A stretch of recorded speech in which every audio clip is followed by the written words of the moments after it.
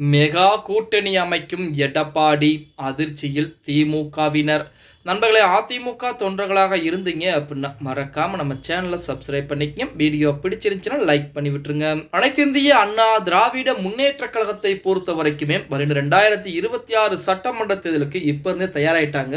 அதற்கு தான் எடப்பாடி பழனிசாமியின் மூலமாக அடுத்த கட்ட நடவடிக்கை, அடுத்த கட்ட மாஸ்டர் திட்டம் என்பது செயல்படுத்த ஆரம்பித்திருக்கப்பட்டது. அதாவது ஒரு புறத்திலே பாஜக கூட்டணி என்பது உறுதியாகிவிட்டது. இந்த பாஜக கூட்டணி மட்டுமின்றி இன்னும் வரக்கூடிய நாட்களிலே மெகா கூட்டணியை அமைத்தால் மட்டும்தான் திமுகவை எளிதாக வீழ்த்த முடியும் அப்படிங்கிற கணக்கு போட்டு வைத்திருக்கிறார் எடப்பாடி. அதற்குரிய வேலைகளில் மிக தீவிரமாக இறங்கிக் கொண்டிருக்கிறார். அதற்குத்தான் கிரீன் சிக்னல் காட்டக்கூடிய விதமாக நேற்றைய தினம் கூட பாத்தீங்கன்னா ஒரு வழக்கையும் வாபஸ் வாங்கியிருந்தார். அதாவது டிடிவி தினகரனின் மீது தொடுத்த வழக்கு எடப்பாடி பழனிசாமி தான் தொடுத்திருந்தார். அந்த வழக்கையும் நேற்றைய தினம் வாபஸ் வாங்கியிருக்கிறார். என்ன காரணம் அப்படின்னு பார்த்தோம்னா, டிடிவி தினகரன் பாஜகவுடைய அதாவது என்டிஏ கூட்டணியில் இருக்கிறார். இப்ப அதிமுகவும் பாஜக கூட்டணியில் இருக்கிறது. அப்ப ஒரு கூட்டணியில் இருக்கக்கூடிய கட்சி இன்னொரு கட்சியை பார்த்து விமர்சிப்பதோ அல்லது அந்த கட்சியை அந்த கட்சியின் மீது வழக்குகளை தொடுப்பதோ கூட்டணி தர்மத்திற்கு நியாயமாக இருக்காது அப்படிங்கிறதுக்காண்டி தான் நமது டிடிவி தினகரன் அம்மா மக்கள் முன்னேற்ற கழகத்தின் மீது தொடுக்கப்பட்ட வழக்கையும் வாபஸ் வாங்கியிருந்தார். அப்ப பாஜக கூட்டணியில் பாத்தீங்கன்னா நமது டிடிவி தினகரன் வருகின்ற நாட்களிலே அதிமுகவும் இணைந்து பயணிக்க வாய்ப்புகள் என்பது அதிகமாக இருக்கிறது அப்படிங்கிற மாதிரி சொல்லிட்டு அடுத்தபடியாக ஓபிஎஸ் சசிகலா போன்றவர்களை இணைப்பதற்கு எடப்பாடி பழனிசாமிக்கு சுத்தமாக விருப்பங்கள் என்பது கிடையாது அப்படிங்கிற தகவல் நம்ம அனைவருக்கும் தெரியும். அதே நிலைமைதான் ஒரு காலத்திலே பாஜகவுடன் கூட்டணி வைப்பதற்கும் எடப்பாடி பழனிசாமிக்கு விருப்பம் இல்லாமல் இருந்தார். ஆனால் காலத்தின் கட்டாயம் தற்போது பாஜகவுடன் கூட்டணி என்பது நிலைப்பாட்டுக்கு வந்திருக்கார். அதன் அடிப்படையில் வருகின்ற நாட்களிலே பாஜகவுடன் ஓபிஎஸ் சசிகலா போன்றவர்கள் கூட்டணி வைக்கக்கூடிய ஒரு சூழ்நிலை ஏற்பட்டால் அது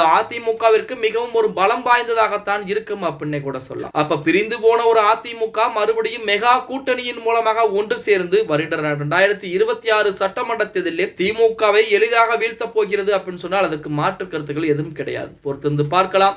அது மட்டுமல்லாமல் மற்ற சின்ன சின்ன கட்சிகளையும் கூட்டணியில் சேர்ப்பதற்குரிய வேலைப்பாடுகளையும் எடப்பாடி பழனிசாமி இறங்கி இருக்கிறாராம். ஓகே गाइस, வீடியோ பிடிச்சிருந்தா மறக்காம ஒரு லைக் பண்ணி விட்டுருங்க. அப்படி இந்த வீடியோ ஃப்ரெண்ட்ஸ் அண்ட் ஃபேமிலிக்கும் ஒரு ஷேர் பண்ண மறந்துடாதீங்க.